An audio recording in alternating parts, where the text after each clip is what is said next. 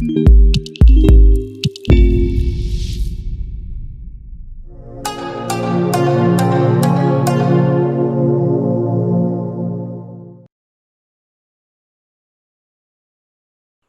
everyone. My name is D2 Kasui with Urban Financial Services Coalition. I'd like to welcome you today to our special session, the ABCs of Designations. What do you need to know? Featuring my really good friend, Jocelyn D. Wright.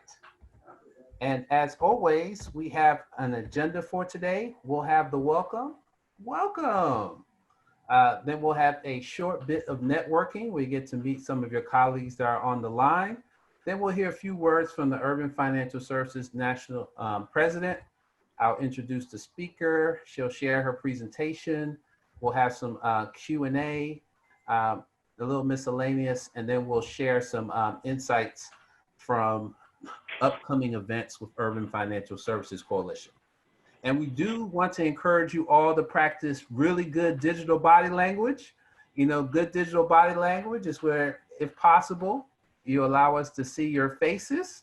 And even though my camera right now is not working appropriately, so you can't see my handsome face and my beautiful physique, you can just imagine with the GQ look that I have going on.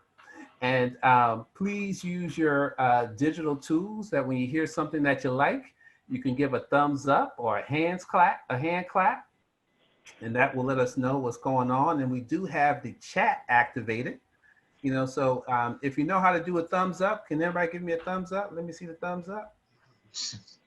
All right, got some thumbs up going. All right, excellent, excellent, excellent. Get some, if you're happy and you know it, clap your hands. Can we get some hand claps? All right, all right. We have some actual hand claps. All right. There you go, some digital hand claps. Absolutely, we'll keep it all going. So we will have the chat open. So if you have questions during the presentation, you can send them in the chat so that we can get your questions answered during the Q&A. And you can raise your hand if you want to verbalize your question. Just in case the chat might be too long, so that you know, you can ask a question directly to Ms. Wright. So with that, we are going to have a quick breakout session.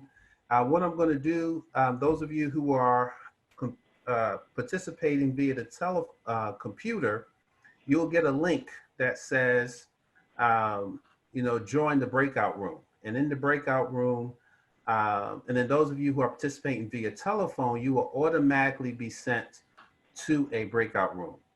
And then in the breakout room, you will have 5 minutes to share your name, company, and one reason why you think designations are important. One reason why designations are important. So you only have 5 minutes, so you have to give the elevator version of it because you'll have a couple people in your group. All right, we are ready to go. You should be getting the link. And all you have to do is click on the link to go to the room. And I will see you back here in 5 minutes. So with that, we're gonna move on with our program. And we're going to now have some remarks from the Urban Financial Services Coalition National President, Miss Ola Mae Truelove. Well, thank you very much, Mr. Kasui. Some of you on the call may already have met me. Some of you have not. My name again is Ola Mae Truelove, after my grandmother.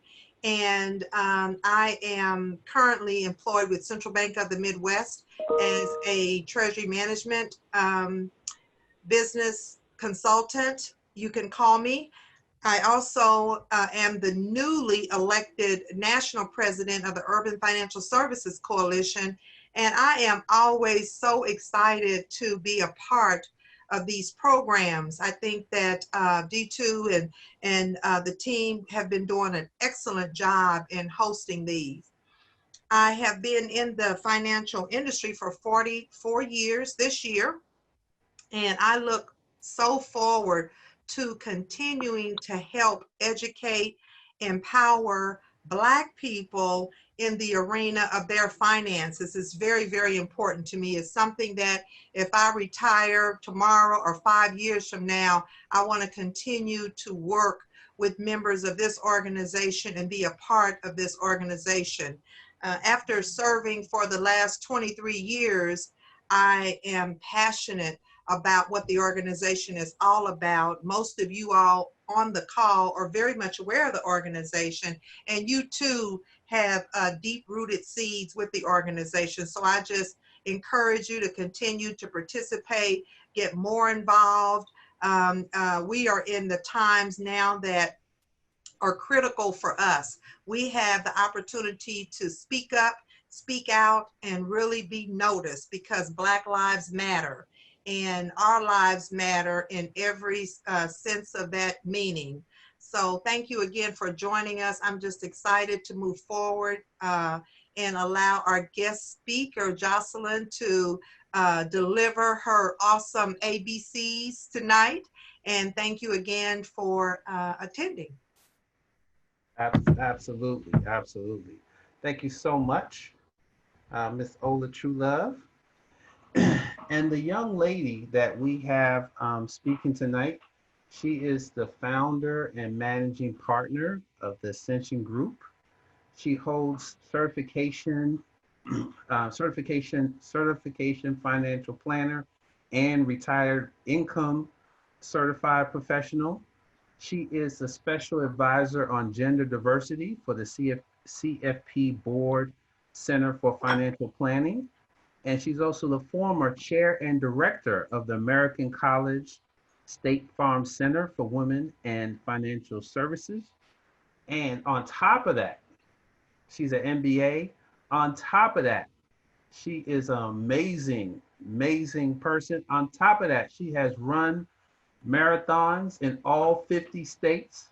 Ladies and gentlemen, let's give a big round of applause to my friend, our colleague, Miss Jocelyn D. Wright. Thank you so much. Appreciate that. And just a point of clarification, the running was half marathons. So there is a difference between 13.2 and 13.1 and 26.2. So I just want to clarify that. But thank you so much for the invitation. Really am excited to be with you all tonight talking about a subject that is certainly very important to me. And we're going to be talking about the ABCs of professional certifications and designations. Give me just a second and I will share my screen with you all.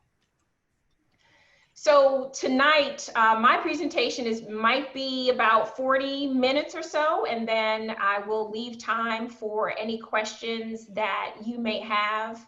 I believe D2 will be monitoring the chat as well as having a formal Q&A. So please, I hope that you'll, speak your question so that I can see your face versus putting it in the chat. But either way, happy to answer any questions that you have.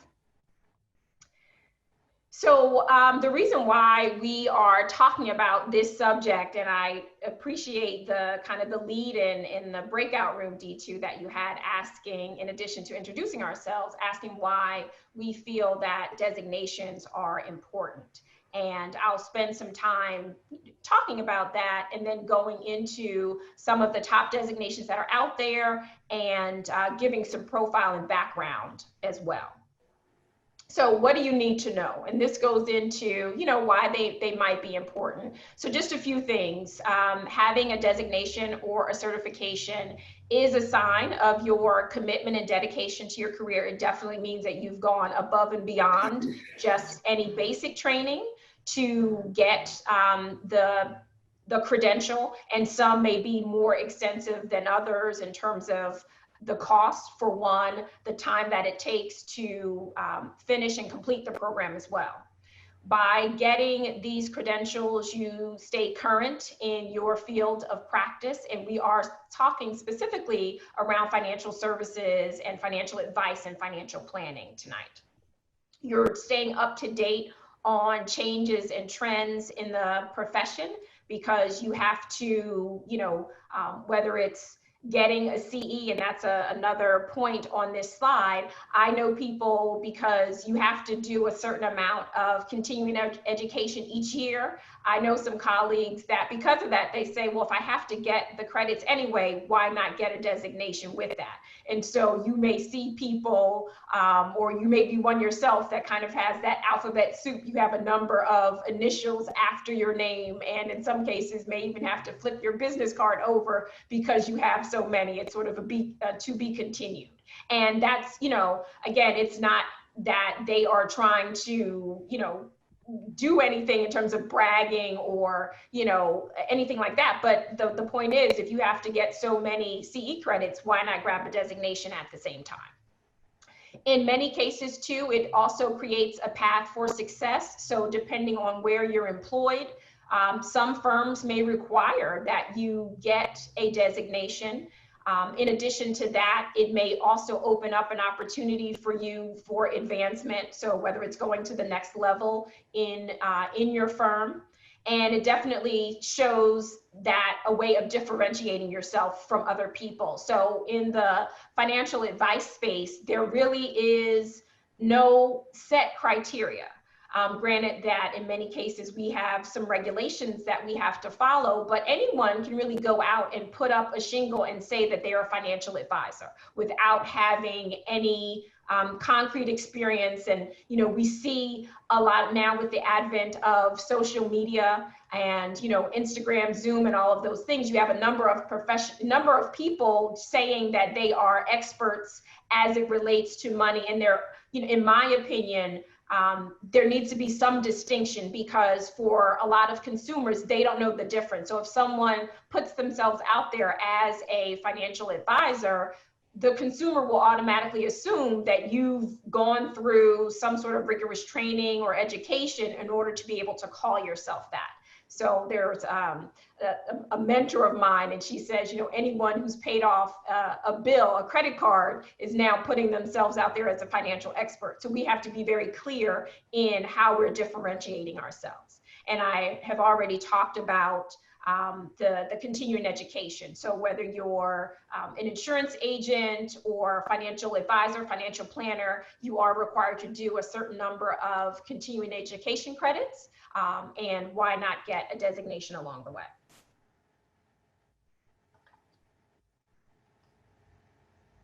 So where do you begin? There is just a plethora of designations and certifications out there. If you were to go to FINRA, which is a governing body, there are 214 designations. I looked it up just today. So that number has continued to change. So just at the end of 2019, I think there were just a little over 200. So, there have been new designations that have been approved and accepted since the beginning of the year, and that number will continue to grow. And so a number of people not having an understanding of where to start, you don't know what to pick. So depending on what your specialty is really going to determine what direction you should go in and what designation or certification you should look to get. So I'm going to start off with talking about some of the top certifications and designations, and they focus in different fields. So I'll start from the bottom left.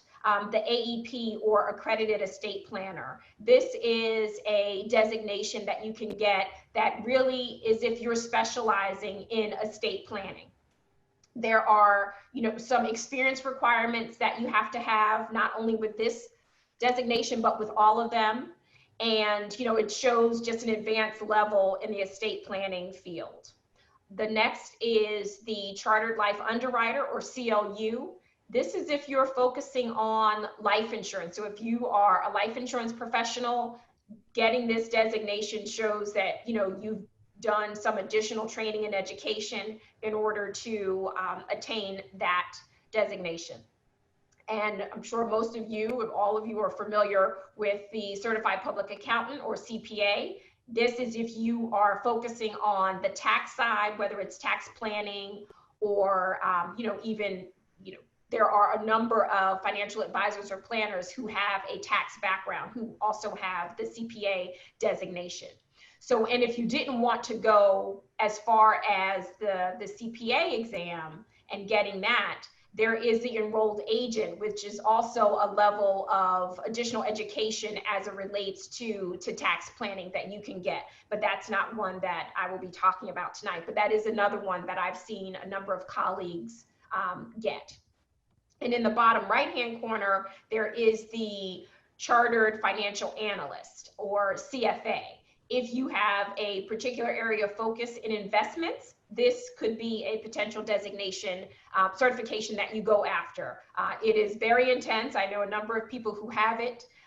So, you know, this is one that you could get as well. And sort of in the center, some just kind of personal, putting the Certified Financial Planner, or the CFP. And the reason why I put that in the center is because the CFP doesn't have a specific area of focus. So with the CFP, you're more of, you know, you're concentrating on all of the general areas of financial planning. So which will cover some estate planning, life insurance, tax planning, and investments.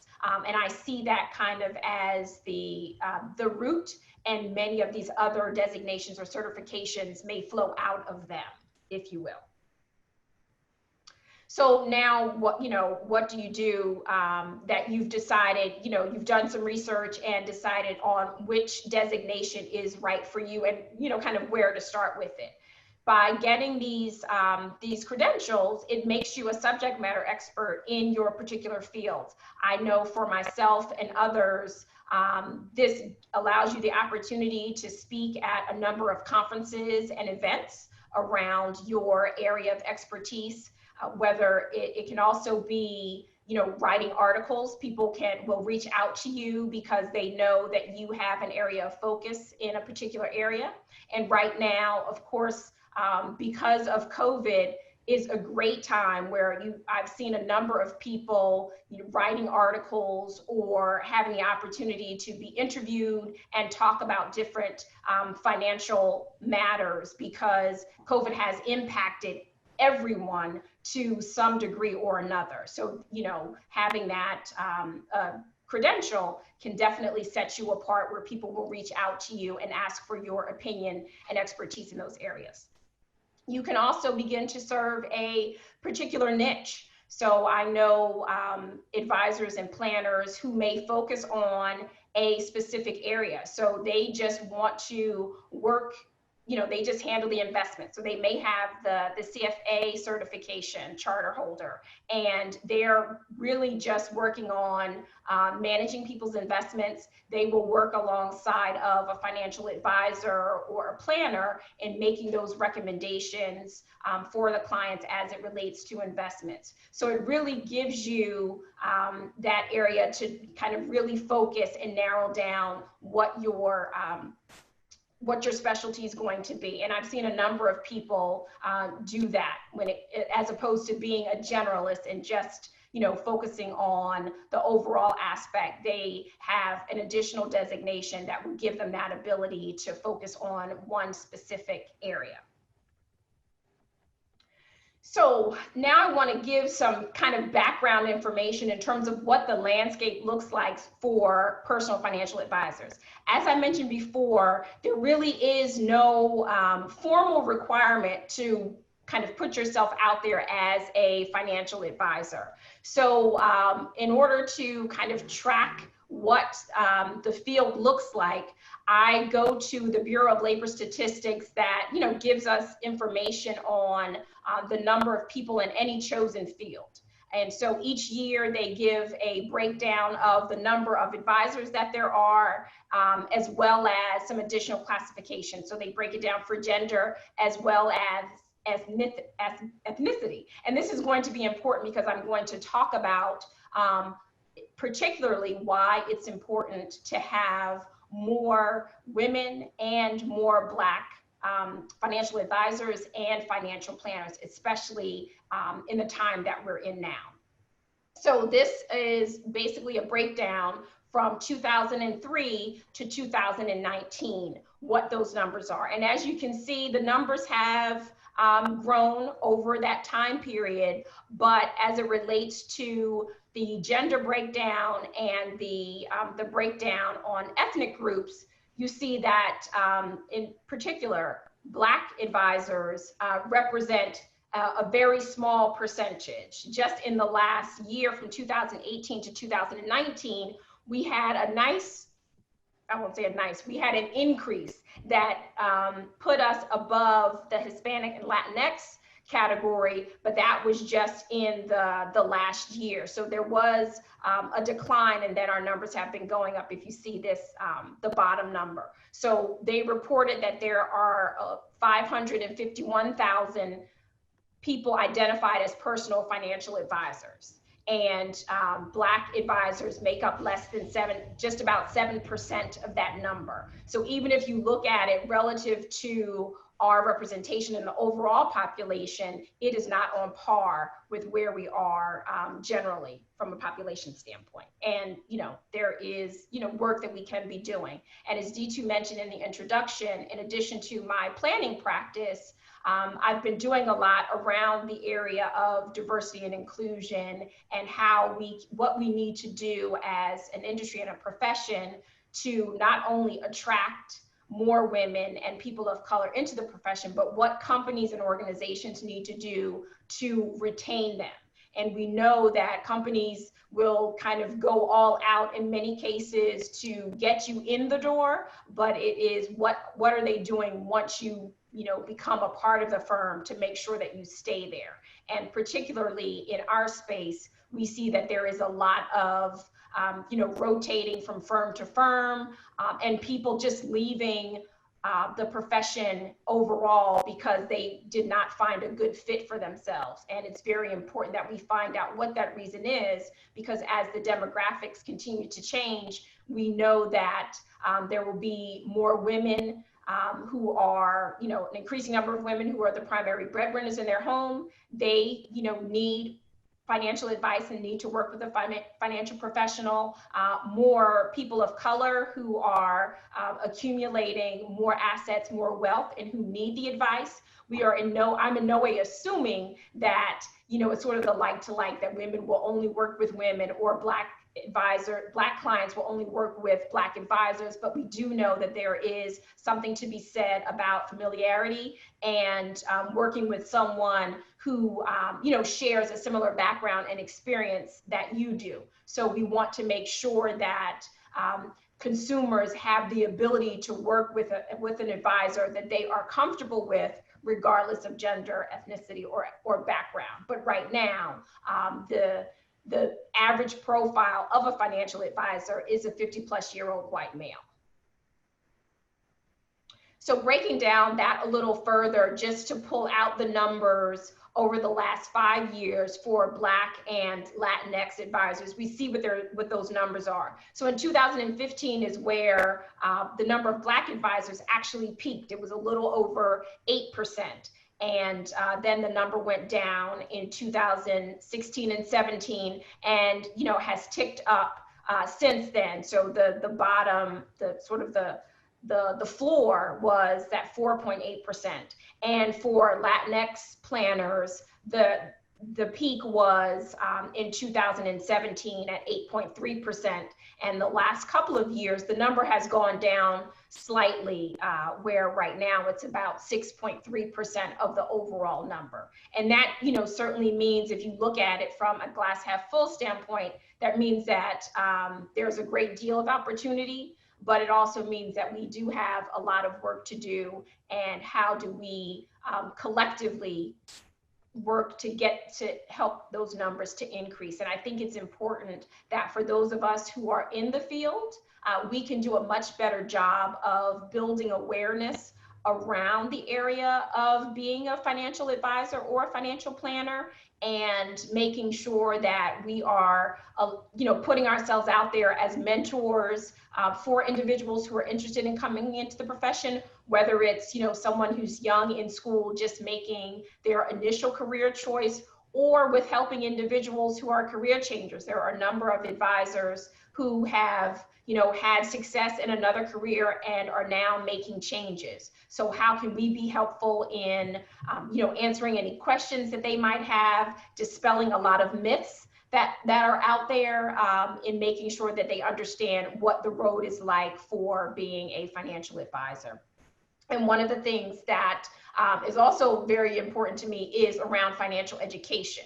So I'm a firm believer in we need to do more to build up the level of financial education, not just in women and Black and Hispanics, but overall. But I think especially in those areas, you cannot ask someone to go into a field that they're not comfortable with personally. So if we can help in creating better awareness and education around personal finances, we can encourage people to say, well, did you know that this is something that you can do as a career that can help, make people more interested in this from a professional standpoint. So next, I'm going to talk a little bit about the number of certified financial planner certificates. So as of June 5th, these were the totals. There were over 87,000 personal certified financial planner certificates. And this is reported from the CFP board. And of that number, 23% are female, the remaining are male. And this number, the reason why I point out from a gender standpoint, that 23% for women has been the same for well over 10 years. There is an initiative that the CFP board started, a women's initiative to try to increase the number of female certificates. And that really, it's not budged. It might be 23.2, 23.1, but it has stayed around that 23% number for well over 10 years. And we're doing work to try to kind of pinpoint. I know that it's not just one thing, but what can we do to really see that number break out? The good thing is that the overall number of CFP certificates has increased, but we have really not been able to budge that number of female certificates. So going a little deeper into that and looking at the number of Black and Latinx CFPs. So this is where there's an even smaller percentage. So just within the last couple of years, the CFP board has released or even begin to track the number of Black and Latinx certificates. And at the end of 2018, there were less than 3.5% combined Black and Latinx certificates. And so you see there's been a slight increase over the last year, and part of that is due to the fact that the CFP board and the Center for Financial Planning has created an initiative, a diversity initiative, to really look at and examine why those numbers are so low. Is it, as I mentioned before, is it an awareness thing? What is it that is keeping those numbers so low, and what we can do to change that? So, we've made some progress. We have a long way to go, but there is, certainly room for growth, and we are working with other organizations and companies to find out what we can do to increase those numbers. So what are some of the benefits of having a designation? So there's been research to show where designations or certifications have, benefited individuals, and particularly as it relates to women and people of color. We've seen that it increases their competence. I know for me, it was very important when I started. I have had my CFP certification since 2006. And, it was definitely a confidence booster because I felt that it was important that, I have that designation to kind of build that credibility when going out and speaking to potential clients or clients. So along with the confidence is very important. Now, one thing that I did learn very early on, at least in 2006, the clients that I was working with, and even potential clients, no one asked about, did I have a designation? But I have certainly seen over these last, 10, 15 years, there has been an increased interest on the consumer side to ask potential advisors and financial professionals that they're working with what designations or certifications that you have. Although we're not going to be talking about that tonight, the other question has been around, are you a fiduciary? And so that is important as consumers get more knowledgeable and educated about, some of these things. They are going to begin to ask these questions. And I've, heard of some that will make a decision on whether to work with an advisor or not, based on if they have a designation or not. So credibility is important. Overall satisfaction, the CFP board and others have done research, profiling, surveying advisors to find out, what have been the benefits of getting designations. And these are things that they talk about. And lastly, increased income, because there can be an increase in your income because you're able to attract more clients. You may be able to increase your rates that you charge. Right now, I have an RIA, so I'm not compensated through any commissions. It's just fee-based. And so there are some models that show, not only with your years of experience, but also with your designations, that's sort of that's a rationale that you can use to justify what your planning fees may be or your advisory fees, because you have a designation and years of experience. So one thing that I think is very important that we've learned, that for some of these designations and certifications, it can be expensive for you to get them. So, is cost a hindrance for individuals, particularly women and people of color who want to get these designations? So there has been an increase in the number of scholarships that are available for, writing off either some or all of the cost for attaining the designations. And it's important that you check with your employer to find out if they will cover your education for that. Of course, in some cases, it might be you have to be in a certain line of business where it makes sense, but I would certainly, it doesn't hurt to ask, what that is. You do need to be mindful of, if you do get that covered for you, are you then required to stay on with them for a certain period of time once they cover the cost of your education? And just be aware of that, because if you leave within that time, you may have to repay those scholarship dollars. So, just things to be mindful of. Many of the education providers provide scholarships. So the American College of Financial Services, they have a scholarship program specifically for Black to increase the number of Black advisors. There are scholarships for veterans that are available, because that is another area where people are, looking for veterans because they have a certain skill set that they think translates for this business, and there are scholarship opportunities available for veterans. So I would encourage you to look at any of the education providers to see what scholarships are available. At the CFP Board, Center for Financial Planning, we've recently added a number of scholarships that are available either specifically for women or people, or for Black Latinx advisors. So there is a great number of designations there. Also looking at your professional associations. The Financial Planning Association offers scholarship. The Association of African American Financial Advisors, they now have partnered with some education providers to provide scholarships to increase the number of Black advisors.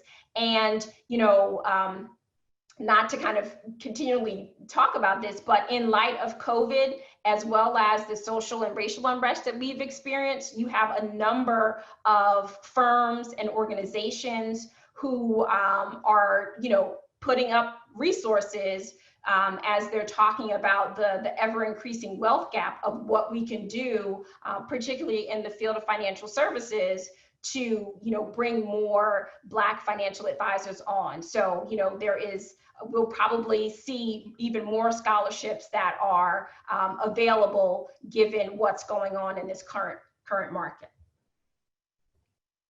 So in, kind of wrapping up, one thing too, I would say that once you find the designation that you think is right for you, go to that particular a website, and they have information in terms of study plans, what you can look at in terms of how long it will take you to get the designation. The CFP board in particular, if you go to cfp.net, they give you a whole guide of what to expect with the CFP. And, you can find a local education provider in your area. A lot is done online and at your own pace, but it will tell you what you can reasonably expect to take to, complete the educational requirements. So with the CFP, all of those designations that I've mentioned, there's either an exam after each course that you take, or there is also a comprehensive exam that you have to take at the end. So with the CFP, you have to complete the education requirements and then complete a comprehensive exam at the end in order to, be able to use the credentials. And each of those designations or certifications has a certain number of years of experience that you need to have attained before you're actually able to use the marks. And of course, continuing education credits is something that is a part of all of the designations too. So just wrapping up with some, helpful hints that you can use is, certainly know what you're getting into. Look at the expectation of how long you need to set aside. The CFP can be completed, the educational requirements, sort of a fast track in a year, a 12-month program. The other designations like the CPA and the CFA, you're taking different levels. So, you have to pace yourself in terms of, how long it will take. So knowing what is all required in order to get those designations is really important. Creating a study plan. So with any of the certifications, we know that the pass rate is, is going to be lower than what most people expect. So they are very tough, challenging exams. So you want to be able to commit the time to, to study, and making sure that, because once you go through all of that, not only the time and the money, but you really, hoping to pass on that first go round so that you don't have to start all over again. So having a study plan is really important. And setting aside the study time that you need for any of the designations that you choose, because again, you're taking time and money, and of course those are some of our most valuable assets to make sure that we do pass on the first go round. And creating a study group or having a study partner is, can be very helpful, because this way you'll have individuals that are, going through the material with you. So you're able to, ask questions and, share tips on the process. And that can be very helpful. And study groups are, just good in general, and I highly recommend them. And, getting a commitment from your family, as well as your firm, letting them know what you're doing so that they understand, why you may not be able to, particularly your family, why you may not be able to do certain activities or events because you are taking the time to study. And from the employer side, letting your employer know what you're doing. They may give you time to study while you're at the office to do that. Again, these things don't hurt to ask. You have to, every situation is different, but they may be more of a support than you anticipated just by letting them know. And certainly if they're offering you funds to offset or fully pay for the cost of your education, that's really important. All right, so that concludes my presentation. And I'm happy to answer any questions that anyone has about designations and certifications. All right, Jocelyn, thank you so much for an excellent presentation. Jason Matthews from our San Francisco chapter. You have a question, Jason?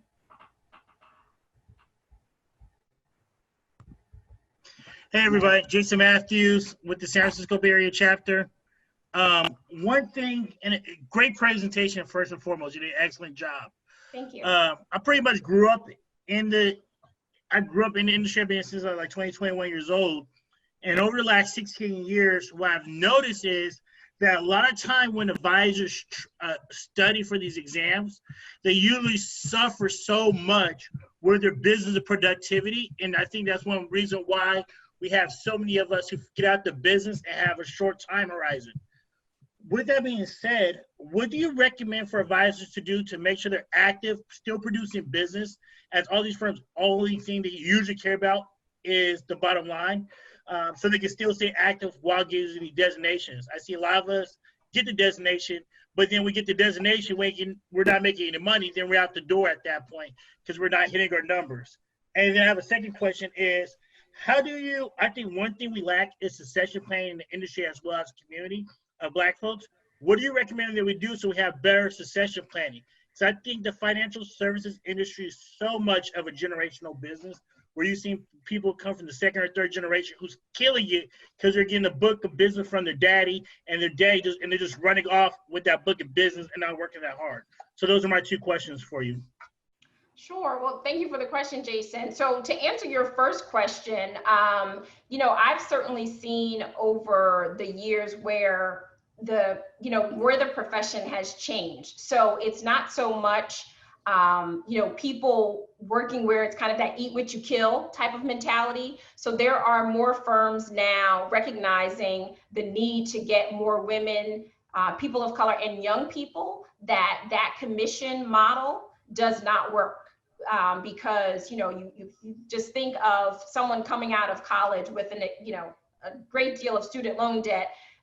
It's certainly enticing to say that the sky's the limit in terms of what you can earn, but really looking to see a salary. And there are more firms, more of the larger firms that are beginning to offer a salary, because in the research that's been done, we know that is a deterrent for attracting women and people of color into the profession. So, it's always a balancing act, because if you are in a position where you are on commission or you have to meet certain numbers in order to keep your position, that's going to be a challenge. So that's where, those things about, having a study schedule and, even a study group to help you through that process become more important. And what will likely happen is, if you are kind of looking at those production numbers, you just may have to extend the time that it's going to take you to get the designation to do that.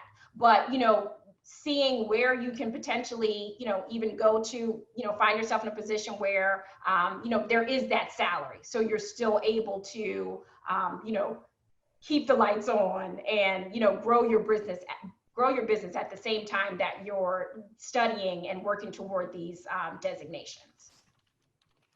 And your second question, if you could just repeat the second question again. Yeah, what I see in the industry a lot is this is a generational business where I do great and I pass my book on to my kids. And I see in our community, in the Black community, there's a lack of succession planning. And I think that's one reason why we have lack of advisors throughout the years. What would you recommend what we should do or be looking at when we're talking about succession planning in our community within the financial advising space? So in that area, I certainly recommend, networking and partnering. Even though you may work for a firm, a lot of us are working sort of independently and doing our own thing. And so I think that there should be an increase in, collaborating. There may not have to be an official partnership, but at least, begin to work with other individuals where, it's not all just on you and you can build a bigger book. And, as we build that awareness, getting and building our business, we may have other, whether it's children or other family members coming into our business as well. So we have something in place for them. But, it's challenging. But we have to look at things outside of the box that we typically haven't looked at overall. And certainly, you know, the succession planning is a big issue overall, but even more so, I think, with Black advisors, because, you know, we typically have a smaller book of business that we're looking at anyway. Thank you. I appreciate it. Sure. All right, Josh, we do have Ernie Smith, who's so happy to see you, wanted to add an additional tip and footstep a couple of things. Hi, Ernie. Hey, Jocelyn, it's been a while, hasn't it? I know. I just wanted to add, as you're talking about the exam, in my part of financial, you know, I'm in treasury management sales, and we have a certification, CTP, which is Certified Treasury Professional. And actually, one of my, I guess you'd call it a side hustle, is a CTP exam preparation course. And one of the things that we tell our students is to learn everything they can about the exam, about the way the exam is structured, about the way the exam is scored. As an example, you know, the CTP exam, there is no penalty for a wrong answer. And so we tell all of our students to leave no question unanswered. Because even if you pick something at random, you got a 25% chance of getting it right. Also on our exam, all of the questions are scored the same. So we tell our students to do the hard questions last. That way they can get more of the easy questions, in it. And that, these tips can help increase the score on the exam. So I don't have experience with the exams that you're talking about, but I think the strategy can be the same. Most of the certification groups have some type of resource where exam takers can get online, find out about the exam. How is it structured? How is it scored? How is it developed? And just knowing that information can probably mean a difference of 10% on your score there. That is a great point, Ernie, and that's really important. So one thing too, with any of the credentials, highly recommend to do some sort of a review course. And in those review courses, they will give you that breakdown. And keep in mind that at least that you find with some of these exams, passing the exam does not necessarily make you a better CFP or CPA. A lot of the exam is just, you have to know the strategy and how to, the review course is going to help you pass the exam. It's not necessarily going to make you a better practitioner. So knowing those strategies is important. And because some of these are very expensive, and people, may not have the financial means to pay for the review course, they skip that and say, well, I'll just, I'll self-study. But that really does make a difference, because having someone give you that strategy and knowing, just remember when we were going to school, we had to take the SATs. What was the prep? How do you eliminate answers to get to that, closest, right, the most right answer? And that's what these review courses do as well. And fortunately, with a lot of the scholarships that are coming available, there are scholarships that will pay for your review course too. So don't miss that as part of, creating that study plan for yourself. That's really important. So Thank you, Ernie, for pointing that out. And let me add one other comment. You mentioned people don't always ask you whether or not you're a CFA. I will say, when I go recruiting for people on my sales staff, oftentimes I'll go into LinkedIn and just do a search for CTPs. And these are the people that will make my short list. And so they might not ask you whether you got your designation, but there may be a good chance they're talking to you because you do have it. And if you don't have it, you don't know which list you're not making. Great point. Absolutely. Great point, Ernie. We're going to go to William White in New York, and then we're going to go out to Kansas City for Ola Trulove, and then we're going to go back to Philly with Michael Leslie. That's the order of the questions. If you have a question, you want to ask a question, you can put something in the chat, or let me know that you want to ask your question live, and we will add you into the loop. Go ahead, William. Great. Ms. Wright, thank you so much for your presentation. Very informative. The question that I have is you talked a little bit about, you showed us a little bit about the numbers in terms of where African-American and minorities fit within the whole pool, particularly around financial planning. So with that said, we know that having letters on your business card isn't important in terms of generating business. My question to you is sort of leveraging off what the prior question or comment was about, is that how can a person leverage these particular designations if they're looking to transition to another employer? Or so you mentioned that Ernie mentioned that he looks at people who have these designations. My question to you is, what value do they bring on your resume, if any? Well, to Ernie's point, if you're looking to, be a financial advisor or a planner, it's value because if you already have a designation, that's less that employer, has to put in terms of new training. You've already done many of those things if you have a designation. So the idea would be that you would come in with an advanced skill set to be able to, really get to work with, working with clients or adding value to the team.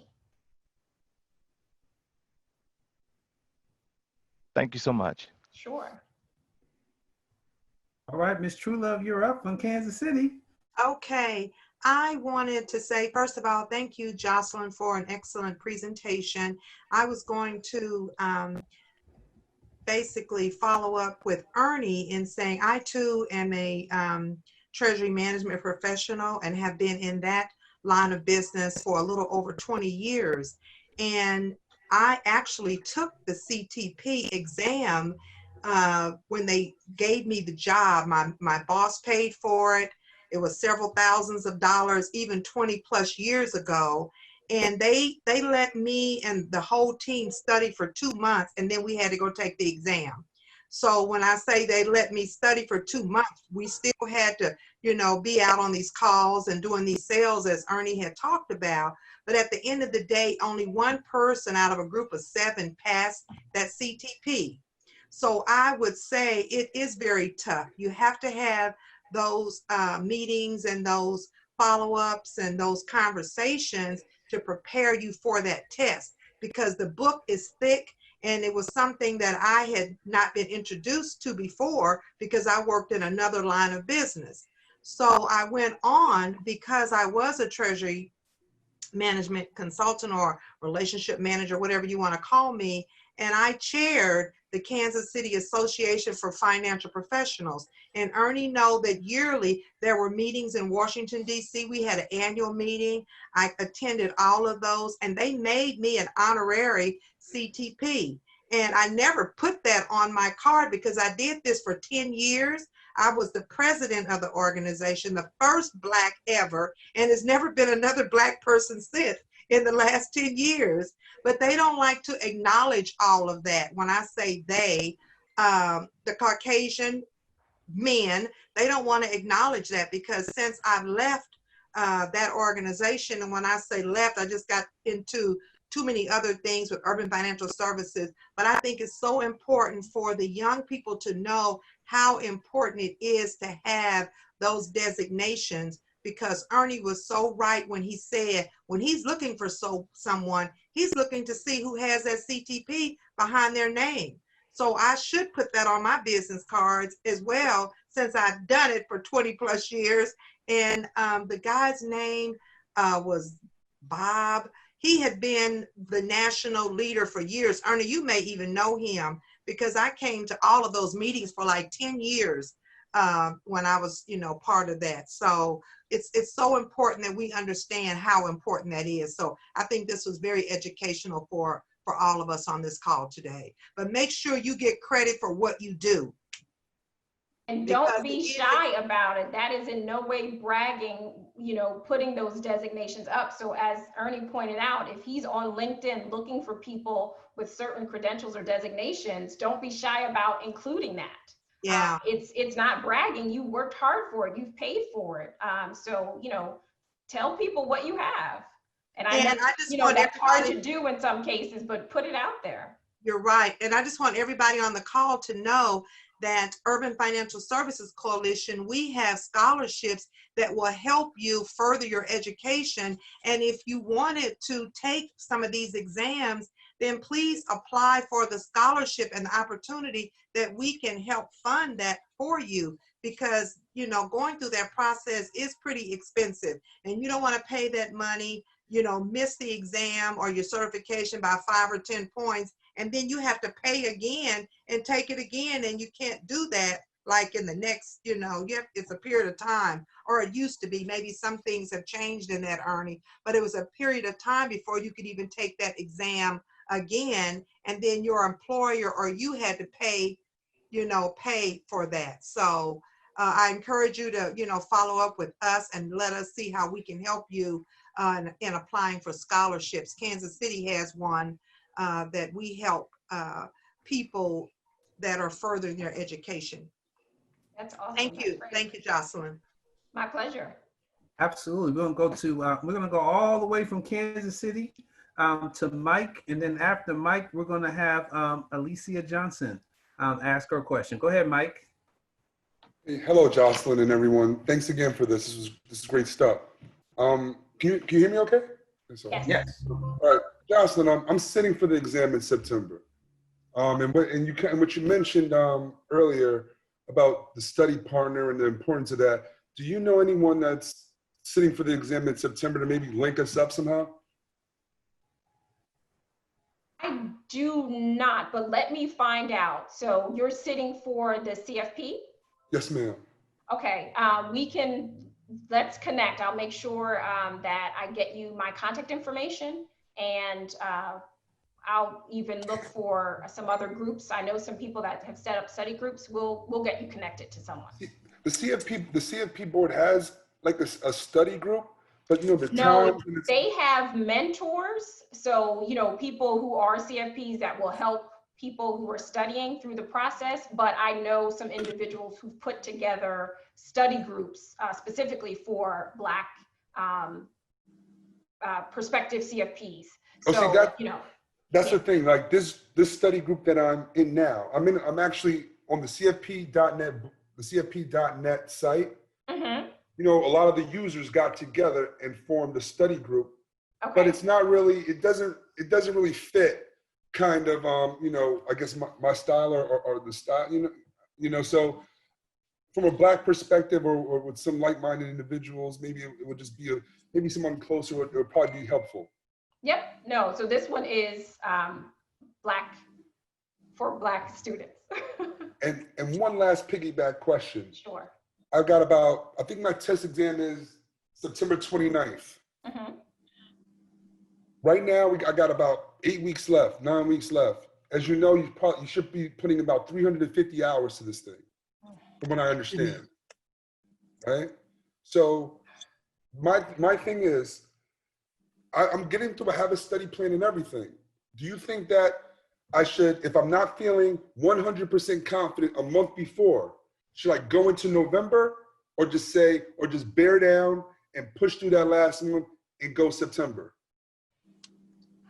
I mean, that's really a personal decision. Okay. You know, I would certainly encourage you, you know, even, you know, doing the practice exam, seeing how you're scoring on that. So if you're, you know, doing those practice exams and you're scoring, you know, passing, then I would say do it, you know, if you're comfortable with that. But otherwise, you know, yeah, that would have to be a personal choice. I wouldn't want to. I've never been through it before. That's why I've never been through it. So I was kind of wondering what you know, but that's fine. I mean, it is what it is. Make sure you do the practice exam, like do the CFP practice exam. I do. I have 2 of them, so we'll see. Yeah. Mm-hmm. And best of luck. But we'll connect. I'll shoot you my contact information so I can get you connected to that group. Thank you. Perfect. We'll go to Alicia now, and then after that, we'll go to Ms. Buckingham. So Jocelyn, I was in your group and I kind of made a joke about a destination versus a designation. But I think my response was kind of in line with the fact of knowing where you want to go and what you want to do. So I have 2 questions for you.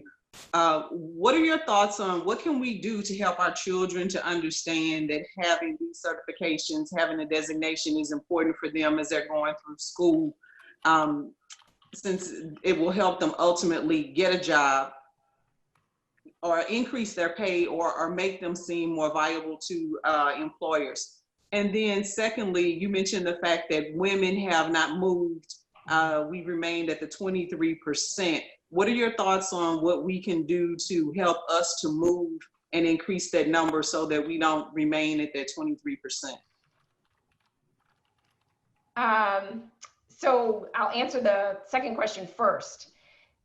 You know, we have, well, with the CFP board in particular, you know, spending a lot of time around our women's effort. And, you know, there isn't just one thing. There are a number of things that need to, you know, that we've identified that need to be done. One is that awareness piece and, you know, the financial education. So if women are not comfortable talking about, you know, coming into the profession or, you know, working their own personal finances, trying to get them to become a practitioner is going to be very challenging because we're not going to do something that we're not confident enough on our own to do. So I think it's not very difficult once they're in to then talk about why it's important to get a designation. So I think if we increase our overall numbers, my own personal opinion, that we'll see growth in the number of people who hold the designations or these certifications. But we really have to do a better job in those of us who are in the profession currently promoting that. So there's a saying that says you can't be what you can't see. If women don't know that we're out there doing this, then it's hard for them to kind of think, because most people, when you think of financial advisor or planner, people just assume it's a male, and again, a white male. So if you just Google financial advisor, financial planner, the majority of the photos, just the images you see, are going to be of white men. So we really have to expand the profile of what an advisor looks like, and so that there are more of us who are not, you know, older white men speaking about, you know, what we do, why we enjoy it, and why we think it's a good profession for not only women, but for Black people to get into. And, you know, for our community, for Black people, there's just so much stuff around trust in our profession. So, you know, we have to kind of dispel a lot of myths and, you know, deal with a lot of history that's out there. So we do have to do extra work, but it's important that we do it if we want to see our numbers increase, and, you know, not just from how many people are in the profession, but making a difference in the impact on that wealth gap, because it is just growing wider and wider. And if we don't do something, you know, it's really going to just get too much where, you know, short of some miracle to be able to close that wealth gap. And, you know, in terms of letting our children know, so again, just by exposing them to the profession and understanding what's involved, you know, we can talk to them about why these designations are important. You know, so I think that kind of goes along with that increased awareness, talking about why the designations are important. And as consumers become more educated, they ask these questions. They want to know, you know, what designations you have. So if you want to stand out, you know that it would be important to get them. And the younger you're able to do it, it's, you know, it's almost the better before you get really deep into your career, where it's harder for you to take the time to study. And then even depending on your family situation, you know, if you add on, you know, spouse, children, and other responsibilities, it becomes even more challenging. But we know that it does get done because people do it all the time. But, you know, if thinking about it earlier in your career can make it a little easier to hunker down. And, you know, even for myself, my nearly 50-year-old brain, I can't comprehend and, you know, memorize things as much as I can when I was, you know, in my late 20s when I first got into the profession. Right. You know, you're 16.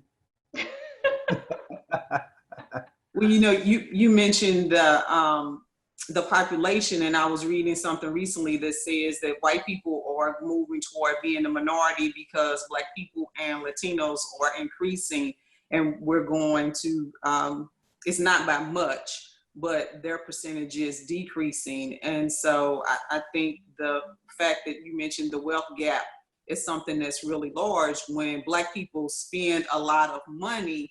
And that's the problem. We spend a lot of money, and someone mentioned something earlier, you know, it's about what's taught, because, you know, what our parents pass on to us and how we handle our finances a lot of times is something that we don't break away from, so. Right. Financial education is definitely an important part of all of that. Absolutely. We're going to take our last question from Ms. Buckingham. Thank you, Alicia. Ms. Buckingham, you get the last question. You may have to unmute yourself. Hi, everyone. So this is for, is it Mike Lewis? Michael Leslie? Michael Leslie, I apologize. So I am scheduled to sit for the CFP exam in September, but I considered postponing it. I just feel like I'm not ready. I am a part of a study group, which was created from the CFP website, but it hasn't been conducive enough for me. So I kind of like backed off from studying and just said, I'm going to postpone it maybe for November or even March. So if you would like to link up, that would be great. And we can also link up with Miss Jocelyn Wright. Yes, Felicia, please.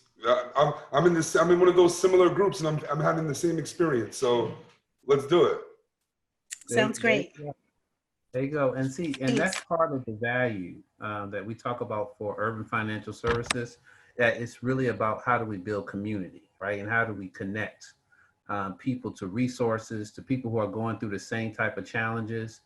And then there are opportunities where we would like things to be customized to our experience, you know, and everything can't be presented in just one way, right? We need things to be presented in different ways to access people's different talent and different potential. Jocelyn, I want to ask you a really quick question. Sure. What do you think organizations like Urban Financial Services Coalition can do to help recruit, develop, and inspire more minority financial advisors? Well, certainly, you know, these types of presentations are good. Ola mentioned the scholarship program that you have. So, you know, helping to support and cover some of the financial costs associated with getting the designations are important. I believe you also do financial education. So, you know, teaching young people, so exposing students at a younger age about the profession and making them aware is also going to be important. You know, there isn't just one thing that needs to be done. There are, you know, there's sort of a laundry list of different things. And so I'm not saying that you all can do all of them, but kind of find that lane where you can, you know, make an impact and just do it. And certainly even collaborating with other organizations to have an impact. So having been a member of your organization, I know, you know, what it is that you've done. And I'm sure you've just, you know, expanded upon that over the years. So, you know, doing that and networking with others, you know, because the more hands we have in it and involved, we can have much more of an impact and make quite a difference, and really just exposing, if not just for the education piece, not so it doesn't have to be to become a financial professional, but just how can we build more education around finance in our community. Absolutely. Now, wasn't she just wonderful? Let's give her some hand claps, some thumbs up for an awesome presentation. I'm gonna tell you, Jocelyn Wright is the real deal. Thank you. You know, so if you're looking for a financial advisor to be able to, you know, help you with advice, she's available for that too. And then outside of that, if you're looking to say, hey, I want to build my practice, I want to need some more resources and best practices around getting professional designation in the wealth management space, she is also a great resource. And so with that, I'd like to thank all of you for coming out tonight. It's 7:54, we went a little over on time, but we do appreciate you. In Urban Financial Services Coalition, we're only as strong as our membership. And during this time when we're looking at individuals, companies are saying, okay, we want to do something to help the African-American community, which I think is great. I also think about George Fraser. George Fraser often says, we can't expect other people to do things for our community if we're not willing to do them for ourselves. So one of the things that I want to encourage all of you to do, one of the things that we can do to make a difference for the African-American community is three things. One, become a member of the coalition. You know, by paying your membership dues, it helps to keep an independent organization for people that look like us, that, you know, that can stand up in the industry and say things about the industry, because we don't have to count on, you know, sponsors' money because we can be independent because we have our own membership, we have our own source of revenue. Two, I would encourage you, if you don't have a financial advisor, get yourself a financial advisor.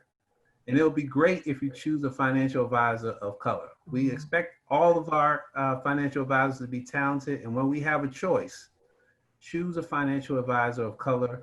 You know, spend money with them, introduce them to your colleagues who have plenty of money. And then that's one of the ways that they can keep their business alive. Like, no one can stay in business if they don't get clients and customers. And the third thing, you know, Urban Financial Services Coalition, I think we have Howard Martin on the line and Jason Matthews. They are trying to put together a pilot focus group of advisors.